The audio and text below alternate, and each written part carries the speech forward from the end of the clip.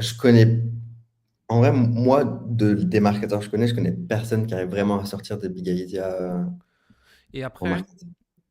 l'IA est entraînée sur la moyenne. Donc, te sort des trucs moyens. Sur des marchés non sophistiqués, je pense que la moyenne fait de très bons résultats. Sur des marchés ultra sophistiqués, tes big ID de l'IA sont des big ID moyennes qu'elle a déjà trouvées quelque part, ou qu'elle a réussi en assemblant des machins à trouver. Et donc forcément, en fait, ton marché est déjà trop éduqué pour ça. Et, ouais, et surtout que quelqu'un d'autre peut avoir avec l'IA, en fait. Si tout le monde a accès à l'IA, l'IA n'est plus un avantage si tout le monde l'utilise de la même manière. Exactement. Et donc, à un moment donné, peut-être que savoir penser par toi-même, ça devient ton edge, ton avantage. Moi, j'ai eu une période où j'ai beaucoup utilisé l'IA pour écrire. Et là, je suis dans une période où je repasse beaucoup plus de temps à créer tout seul. Parce que réussir à avoir le bon output que je veux avec l'IA, avec la régression des modèles vers la moyenne, c'est de plus en plus casse-tête. Et en fait, vu que j'ai passé 10 ans à apprendre le copywriting, faire un bon post me prend 5 minutes, faire produire un bon post à l'IA me prend plus de temps que ça. Et donc en fait, je rage quit et je dis, ah, je vais le faire tout seul. Ouais. Mais peut-être aussi que c'est moi qui suis pas capable d'entraîner correctement un modèle.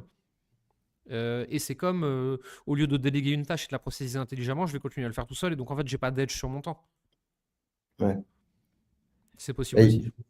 il y a aussi une question de, je trouve, de bonheur.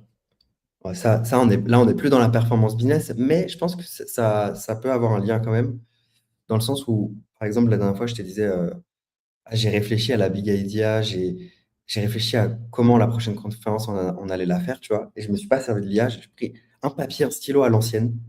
Putain, ça m'a fait trop du bien, je me suis Et senti moi, trop bien à la j'aime fin. bien aussi. J'aime bien aussi. Et ouais, je trouve, en fait, tu déconnectes du temps et ça te permet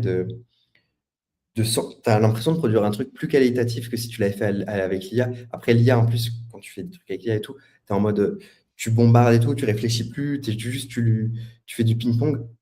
Et à la fin, peut-être, enfin, moi, je me sens des fois vidé. euh, alors que quand je réfléchis par moi-même, je me dis, ah tiens, une idée là, je l'attrape du ciel, tu vois, une idée là, et là, ça fait de la magie. Moi, j'ai des périodes, et selon les modèles, où des fois les conversations avec des IA me stimulent et m'aident à trouver des trucs. Et des fois, j'ai vraiment l'impression de parler avec un débile qui comprend pas ce que je dis. Et j'ai vraiment l'impression que ça va selon l'évolution des modèles. Il y a des modèles qui étaient surpuissants, il y en a d'autres qui sont plus moyens, etc. Je sais plus qui disait ça, mais j'avais lu ça, que le but c'était de tuer les power users comme nous parce qu'on coûte trop cher.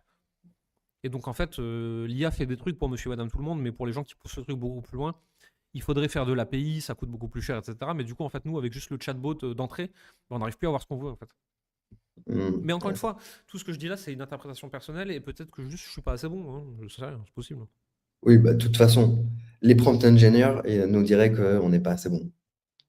Et que tout ce qu'on a décrit Ouais, comme problème qu'on a, ça vient d'un manque de compétences. ouais, peut-être. Ça dépend de la lecture de chacun aussi, tu vois. Ouais, Monsieur, madame, tout possible, le ouais. monde, il me dirait qu'on est trop fort. Hmm. Je voudrais revenir sur un